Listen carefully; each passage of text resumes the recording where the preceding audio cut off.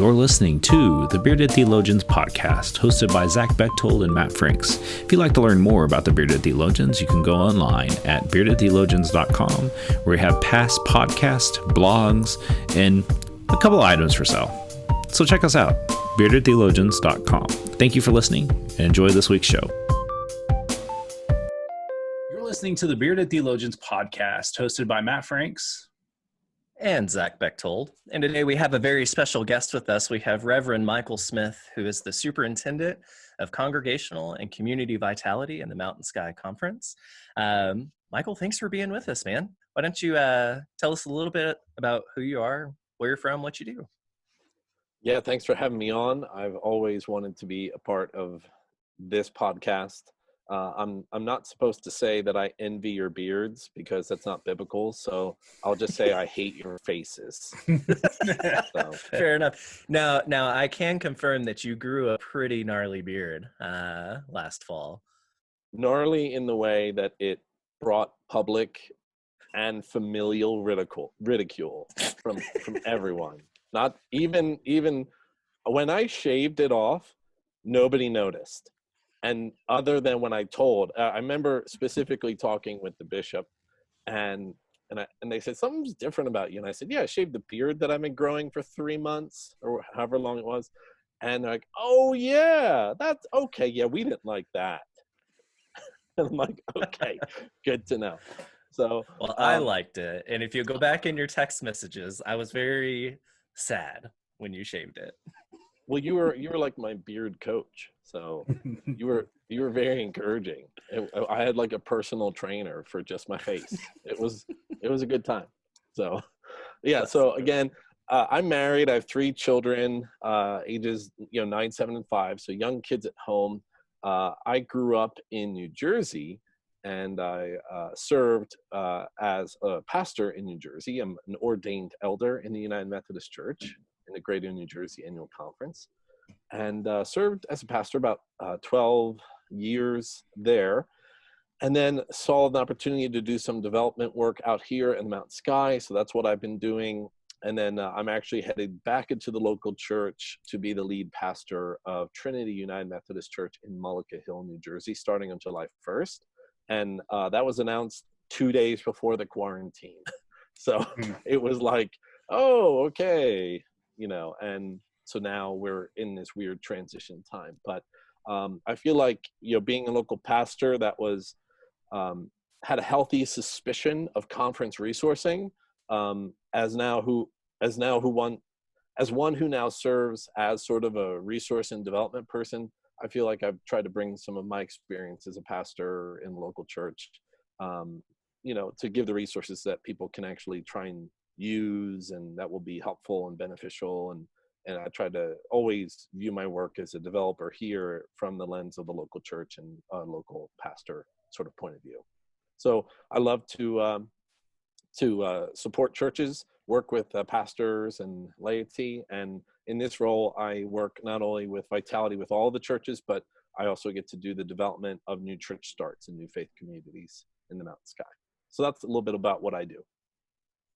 Yeah, and I've got to work with you in some of that, in some of those areas, and it's been, I'll affirm that you've brought a lot of what the local church sees and needs to that conference level and in the resourcing and things like that. And we're sad to see you go back to New Jersey, I'll be honest, but we get it. Thank you. Yeah, it's been good working with you. Absolutely. Yeah. So it's no secret. We're in quarantine. We're in stay-home orders. The church is night and day different today than it was a month ago. In the things that we're doing for worship, for small groups, for everything. And at sometime, I don't know, not even, I can't even say the near future, we're going to return back to being in-person gatherings. And I think we're all curious about what maybe the church looks like when we kind of get back to whatever the new normal is going to be. And so from your perspective, what are you seeing? What are you hearing from churches in this area? Right. And I appreciate the voices that have encouraged us to say, hey, let's not get back to normal. Though I know why we say we want to get back to normal, but those voices, and obviously I'm not, the first one to say it, that, normal wasn't necessarily working, or normal wasn't good for everybody. So let's, think about what a new normal can be, maybe through the lens, of justice or compassion, grace, just all the things that we value. What can that normal start to look like? From the church vitality perspective, we really don't want to go back to normal, because the story of the normal for the sort of American local church has been, we don't want to jump right back into that. So how can we use this very strange time in our world, sort of almost, I'm wondering if this is going to be a generational defining time for our children, or for us, for those that have kind of walked through this. I don't know, maybe that's too much to say, but I'm curious to see how, when we look back at this, we can see this as sort of a catalyst, or see this as a turning point for us on creating something new, or just living through this sort of national, if not global, obviously, trauma. So, and obviously people experience pain in different ways. So, but I think it's fair to say that we are all walking through something traumatic in the way that it's affecting us, from the scale of people that are losing loved ones, to also just what social isolation is doing to us and things like that. So I know we probably all have different stories of how this is affecting us and walking through with us. But yeah, so trying to remember some of those things. But I mean, when we sort of come back, a couple of things that I'm seeing now that I'm curious to start conversations with people about is, we're really getting to see that this is just making us more of who we already are. And I always say, it's been said that wealth does that. I would say that the internet does that. That's something that we, growing up, we didn't have that. And now we've got this, as adults, our children have this thing called internet. And, and it's just, I realize it's making us more of who we are. So go on social media and you see that the people who are compassionate, they use their social media or the internet to use that compassion and love to spread joy and goodness in the world. And the people that are not, it's going to make them even more. It's going to put like a magnifying glass on, who they are. And we see that in their posts and what they share and some of those other things. But I mean, really, I've seen a lot of pastors walking around with sort of this reality of trying to live into this new thing while also doing it in the old way. And I think what this is going to teach us is we really have to do things differently. So what are really the core principles that we need to kind of like lean into, versus how do we just do what we've already done, but put it now on a video, or put it, for online in a digital world. So, but I see the funny thing is, I see the tension when I talk with pastors about offering new types of services or goods or worship or discipleship, whatever sort of commodities that we offer within our church world. They're seeing the tension between, my people don't want to do this. And that's kind of, even before COVID-19, we as sort of pastors live in this reality of, are we making decisions? Are we doing programming, based upon the sheep that are currently there, or upon the communities or those that we're trying to reach, or whatever language feels comfortable for people to use? I found that a lot of what we do in the church is really catered towards providing the programming and the resources for the people who are already there. And in this very strange world, the people that are already there may not necessarily always engage in this Facebook Live, or, watch on YouTube, or whatever we're going to be Zooming for small groups this week instead of gathering in the church basement and things like that. So within the clergy person, they've got to wrestle with that reality. When we kind of go back into this, are we just going to fall back into the rhythms, which, if we're honest, we're probably just feeding the sheep that are there, rather than necessarily leading into a pasture. So how will people, in this sort of new normal, begin to shift a little bit of seeing themselves now as, oh, how can I be a pastor to the community rather than just to the people that are already there? Does that make sense? I'm going to stop there because I've been talking a lot. So I'll let you jump in on this idea. No, I think you're right. I think that's the big pushback, is that there are people, like, there are clergy that know they need to do something different. They just don't know what that looks like.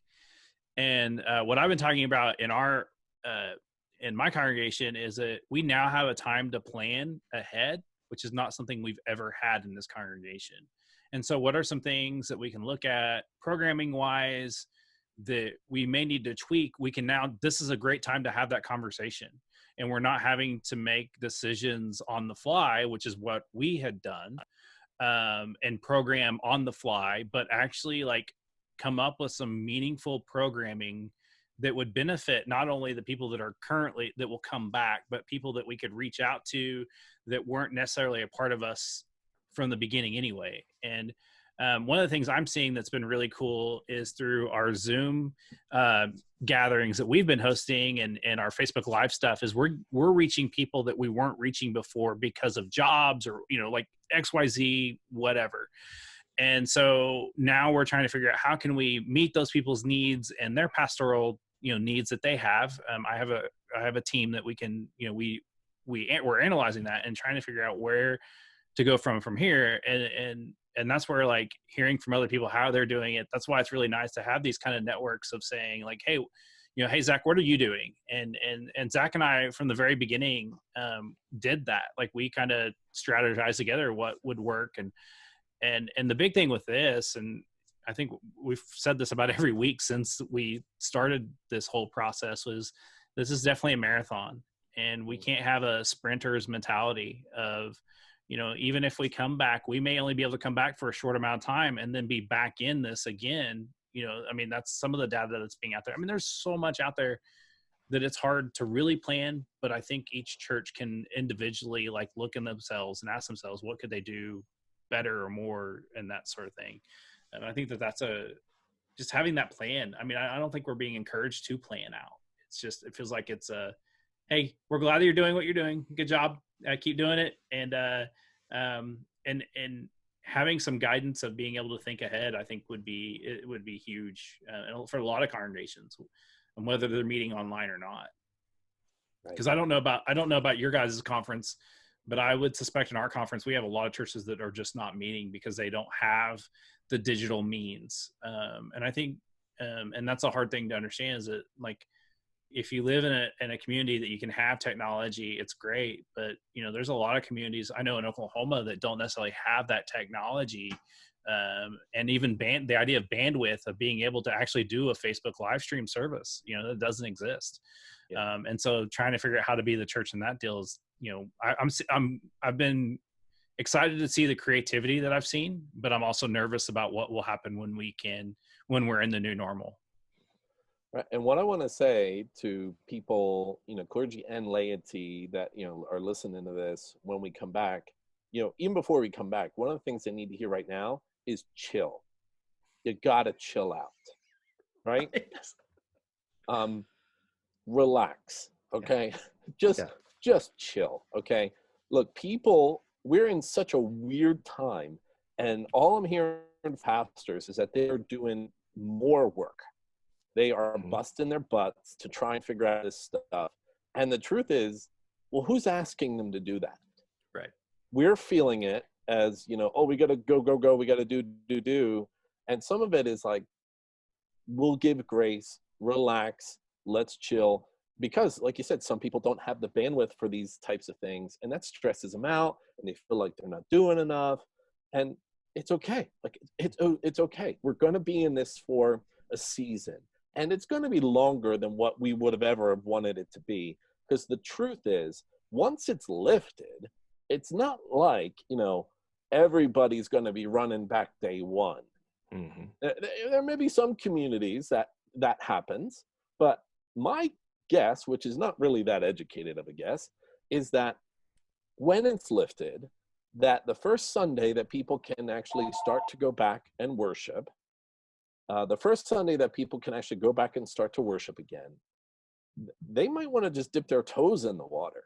They're not going to be like, oh, it's okay to meet in groups more than 10. Let's meet with 50 people this Sunday, or 200 people, whatever the size of your church is going to be. They may not want to do that right away. They may want to ease a little bit back into this. So some of the tools that people are working on now are going to continue to help and show fruit of people trying to ease back into this stuff, even when you go back into the sort of live meeting format.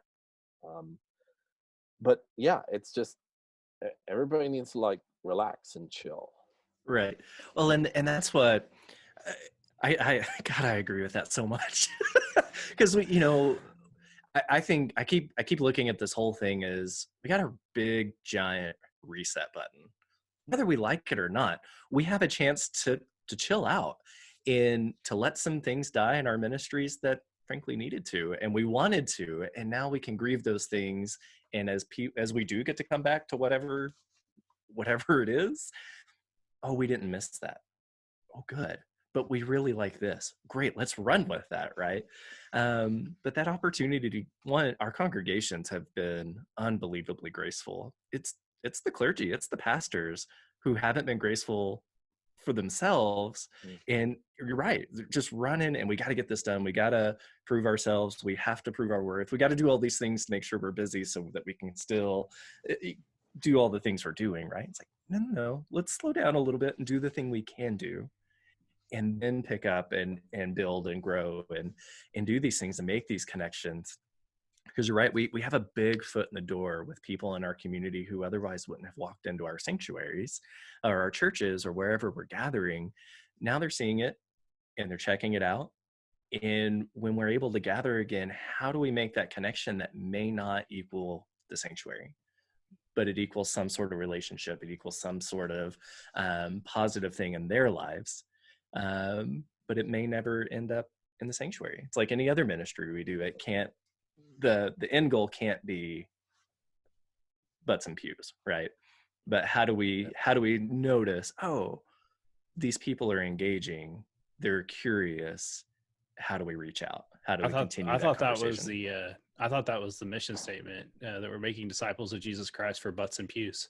Did I have that wrong the whole time? Like, do I need to rethink my whole ministry model now? Oh man, like that I'm sarcastic in that, and that like it blows my mind how like churches that were having somewhat of a online presence beforehand haven't either upkept theirs or have totally like just disappeared. And it's like, no, like this is a great time for us to do things like that you wanted to do. Like, I mean, I'm enjoying, I've been able to teach a Bible study the last 4 weeks. I haven't been able to do that in 4 years.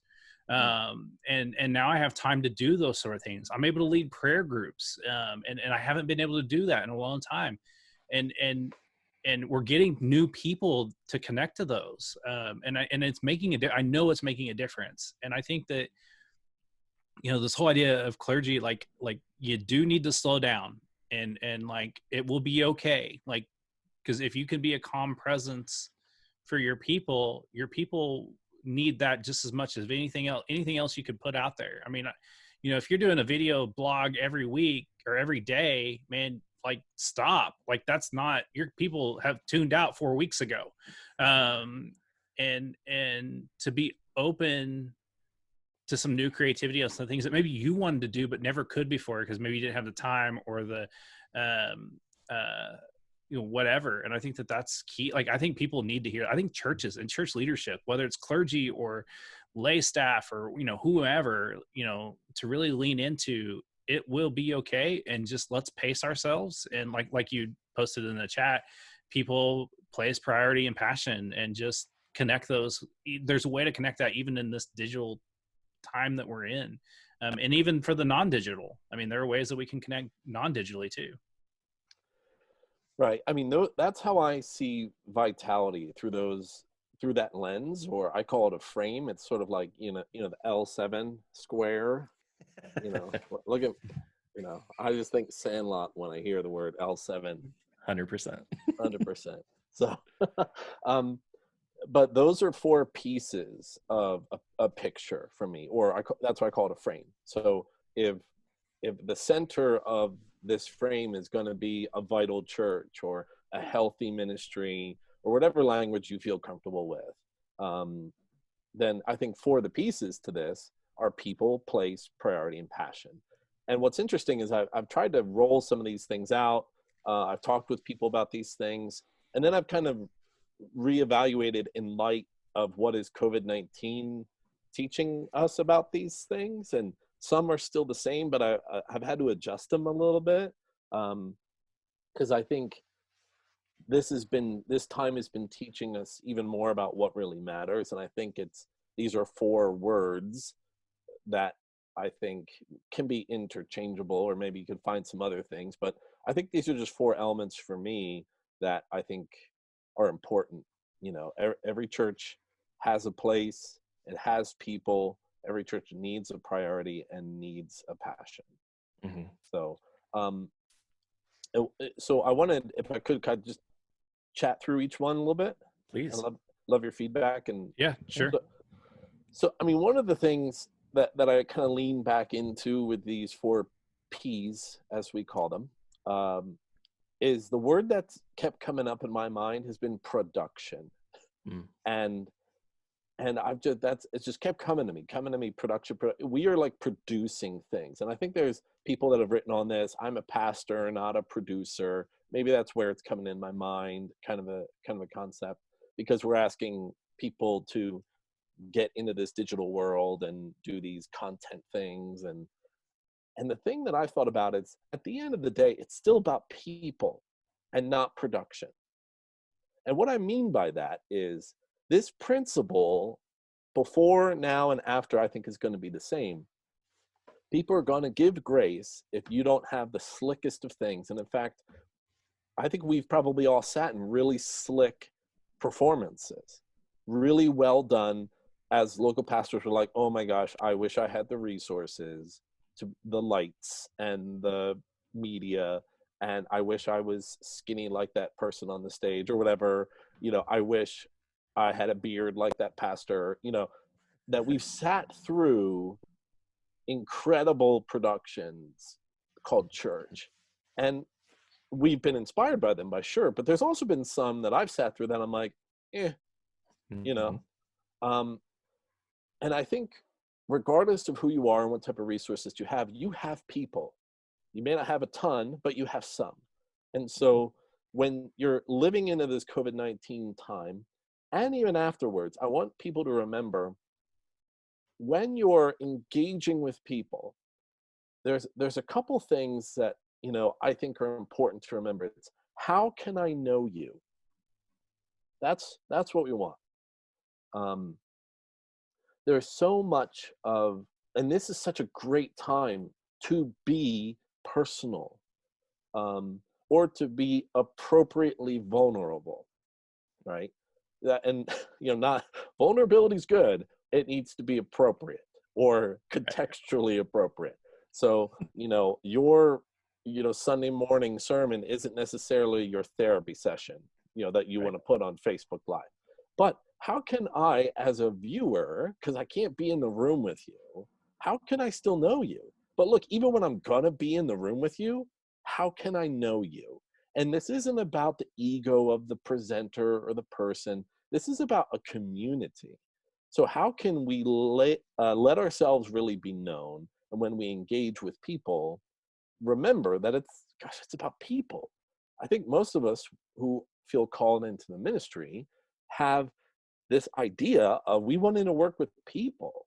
And sometimes I meet people in churches that they don't like people, and they struggle because this is a people, quote unquote, business, So we have to remember, at the end of the day, as much as we're trying to edit videos and social media stuff and online giving and all that stuff. It's about people. So how is it that when you're doing all of that content, it still gets back to the heart of, you have a time to be face to face with people.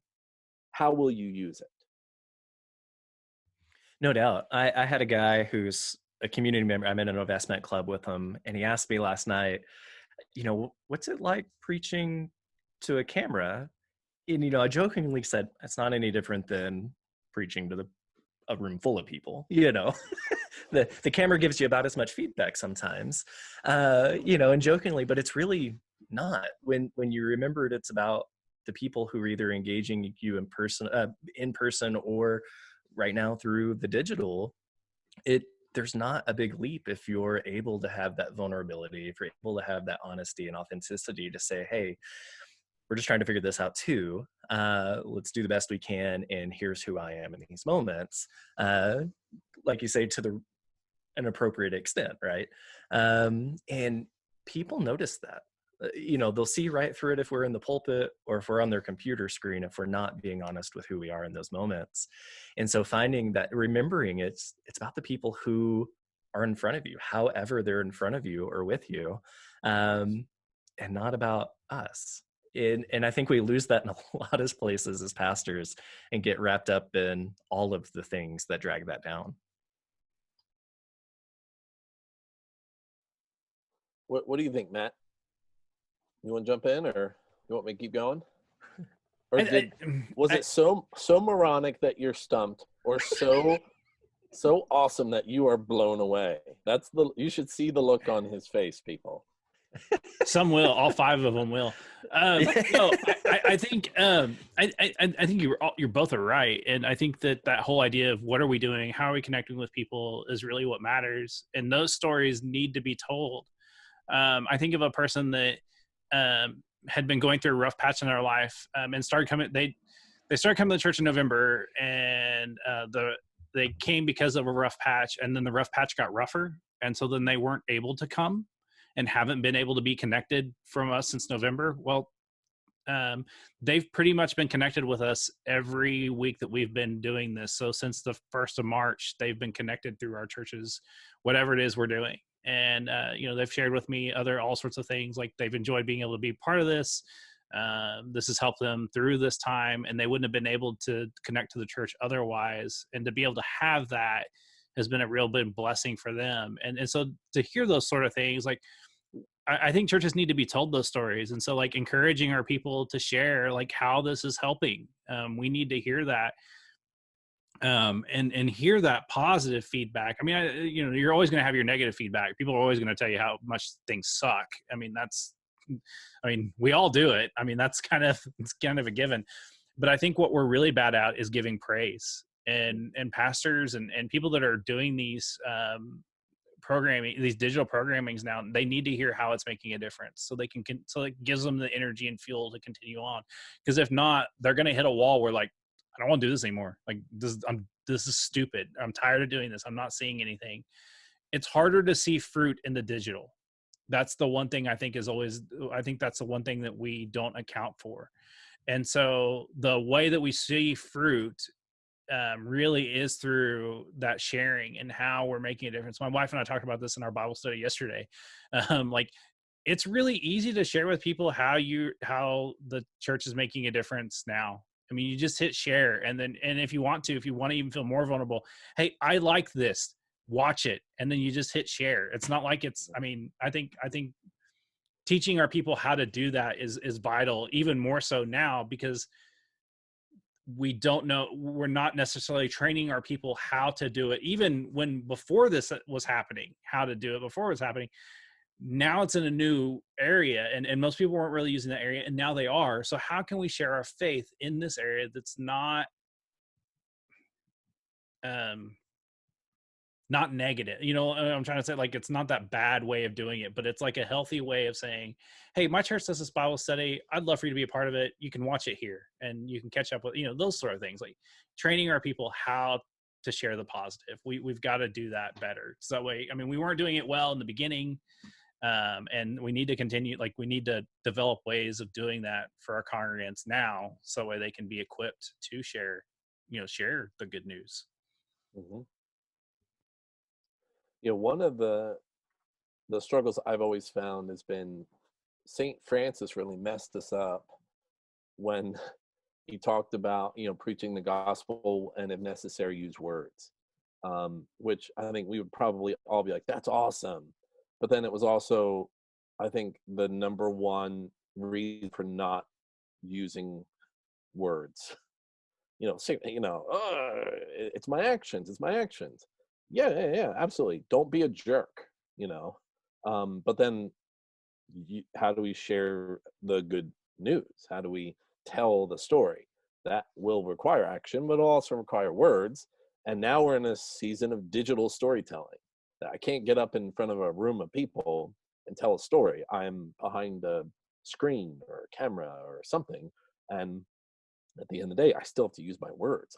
You can't, as much see it, as much as we have an opportunity to use our words as well as our actions. But I'm always, when we're talking about like missional engagement, I'm also wanting to remind people that, at the end of the day, we still may need to invite people. We still may need to build relationships. And by the way, we should build relationships and not just for the sake of inviting, but just period.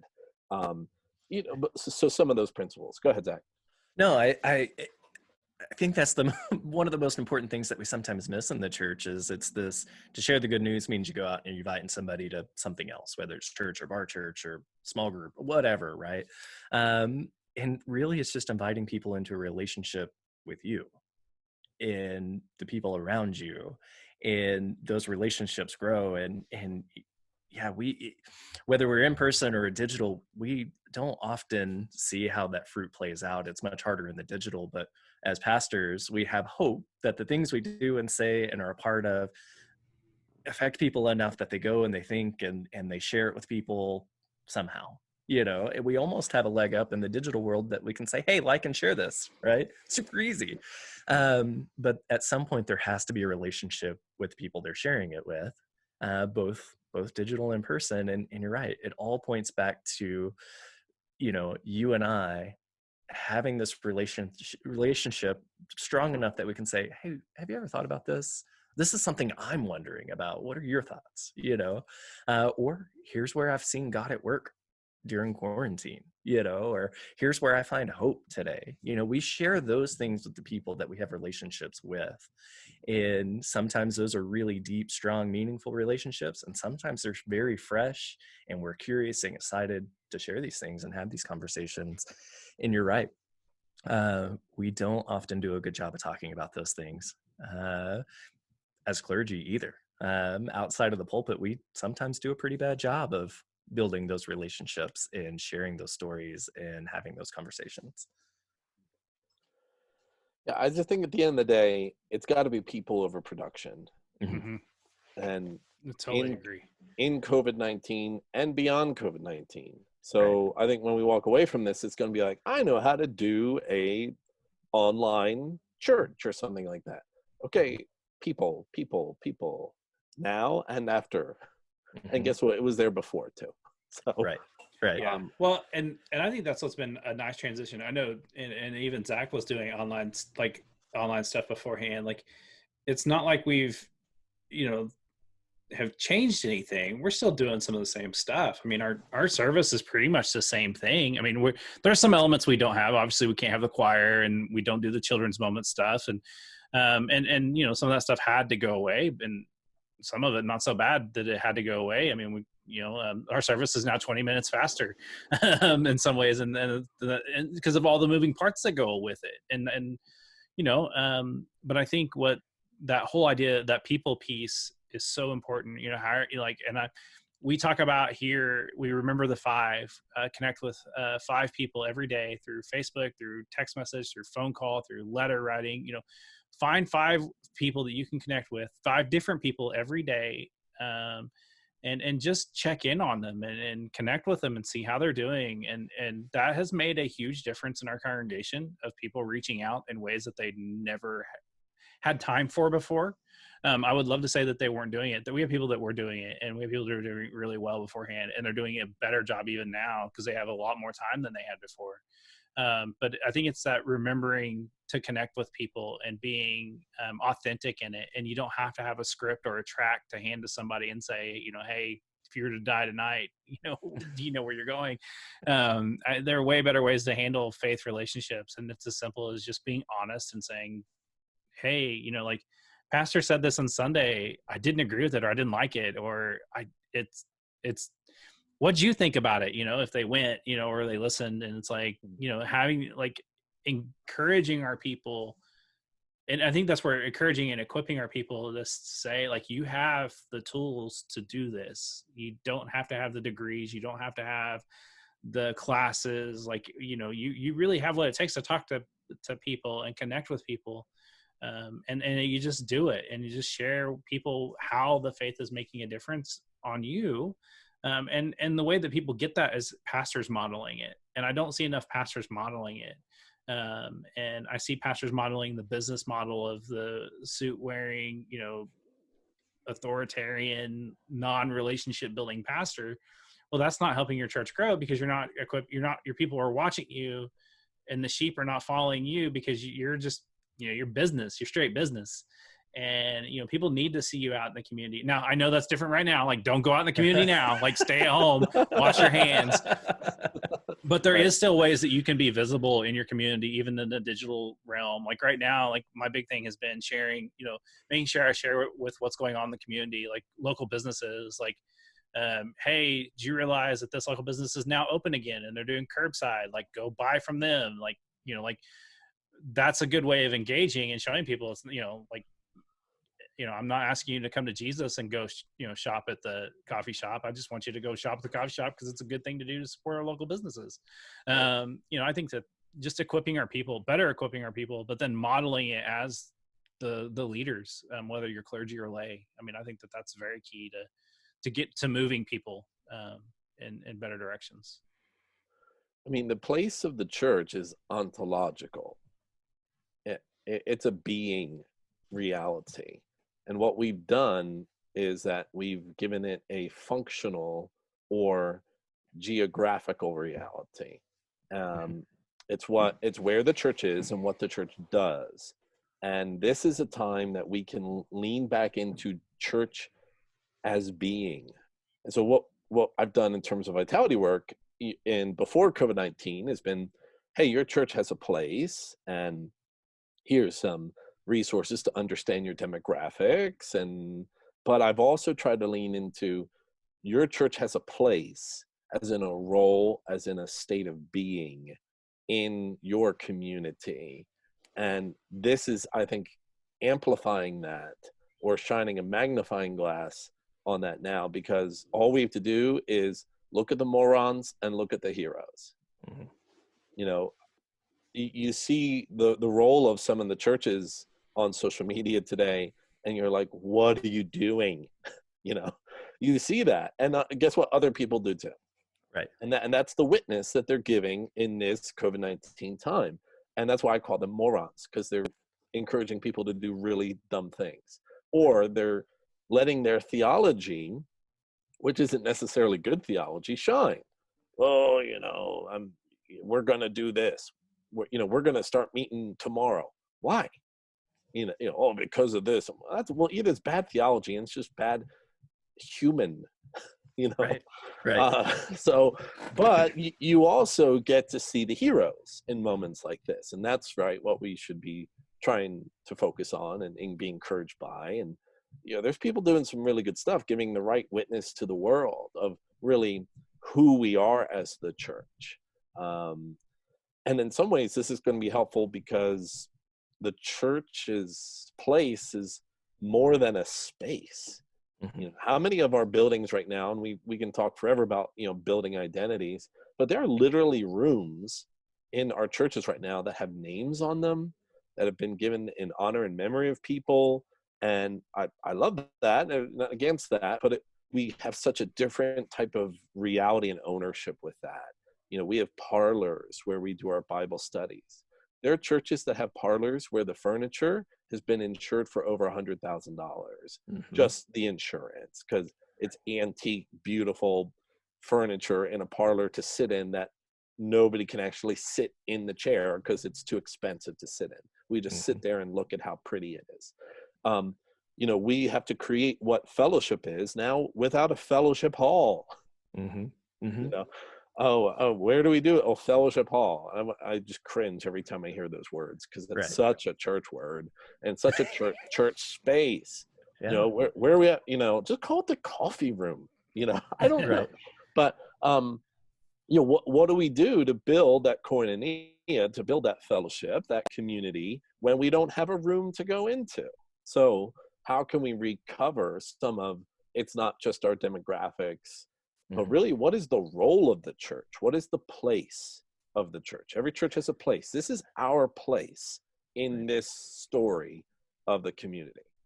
And I think, I hope that's what this has done for us, to make us go, oh crap, we can't use our buildings right now. What are we doing? What have we been doing that we can do out here, or has already gone on? You know, whether it's supporting our local businesses or our food pantries, or people, right? Going in, now that we can't go see our people who are shut-ins and things like that, are we picking up the phone, we doing these things? And if we haven't been, it should be a huge red flag for us and the church to go, oh crap, we've missed some things here.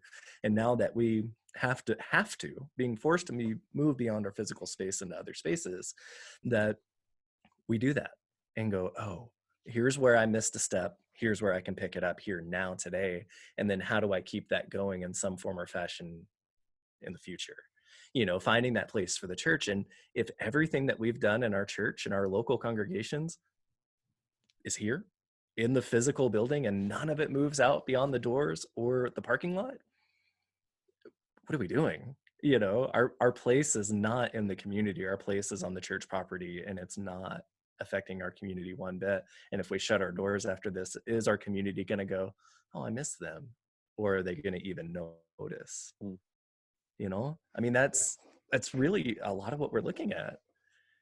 I don't know that there's going to be this revival when we're all able to gather back in place. I think people are going to either go, oh, I did really miss that, or it really wasn't all that important and I just went sometimes, you know? Well, and I think that that's where it's going to be, you know, like going ahead and planning, you know, what's your first month going to look like? Even with the reality of like the first month may not come for 2 more months, but like, what's that first month going to look like for your church? And I think you can go ahead and do that.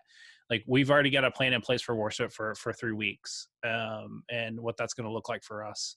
And, you know, that to me, like just having that little bit of planning, I think we need to, you know, be aware of that, and to have that complete honesty of like, go ahead and like, this is a great time. Sit down with your leadership, you know, whatever your leadership, however you can, even if you have to send a snail mail saying, hey, here's a survey, fill this out, get it back to us as soon as possible, like, and compile that information to be able to move in a new way. Like, I think that would be very helpful for the time coming, because there's going to be a time where we're going to be back. And if we're not ready, you're going to be far worse than what you were coming into this. And I think we have to be on the forefront of that and be planning ahead, which is not something the church does well. And just be willing to do new and exciting things. And it doesn't necessarily have to be in the realm of your four corners of your church. And that's okay too. Like, and that's been okay all along. So like, don't think that you're just now giving this permission. You should have been doing it all along, but now I think you can really open yourself up to that. And so, Michael, you know, do you have any parting words for us as you get ready to go? And then even like now you're about to head back into the local church, so get ready for all those churchy words you're looking forward to. You know, yeah, for me, it's an interesting time because I'm such a planner. You know, I knew kind of going into this, I thought, oh my goodness, I have to talk about something every week, you know, for the rest of my life. You know, that freaked me out. And I guess there's just part of my personality that was like, I can't do this week to week thing. That will, I won't be able to live like that. So I started just thinking, how do I think ahead about stuff and plan and things like that? I mean, basically, the thing that I would say is, understanding your people, remembering it's about people over just production, especially in this time. Think about the role or your place. What is the place of the church in this time? Is it to keep doing what we've always been doing, or is it to lean into something new, a new identity, a new witness? Instead of being the people that used to have the flea markets every Tuesday, oh gosh, we can't do that anymore, can we? But we can now live into this new role of, whether it's through community engagement, telling not just our story, but telling the story of other people, of the community. And you have mentioned this in terms of what you folks are doing and being part of, hey, highlighting other people in the community, telling their stories. You get to be a voice for them and encourage them. And that's what it means to be part of community. I always help people think about priorities. And I think this is going to help us remember that as much as we've tried to help people with discipleship pathways, discipleship systems, really COVID-19 is teaching us that it's about engagement. So whenever you're thinking about pathway or an intentional discipleship system or whatever is going to be the priority for your church, it has to involve engagement. And engagement is different than tracking things like attendance or dollars, which is good and we have to do, but we have to do things now through the lens of engagement. And so I think engagement of disciples rather than just discipleship systems or programs. And I think just a final word that I'd share is the 4P is just passion. And I don't want people to lose their passion with the stress of all of this stuff. And for me, kind of going back into the local church, I feel that urgency of right when we get back in, we got to go, go, go, go. And there's a part of me that wants to remember to rest, to use this time to be rekindled, to adjust, to give yourself permission to take time off, even when you go back. Don't forget your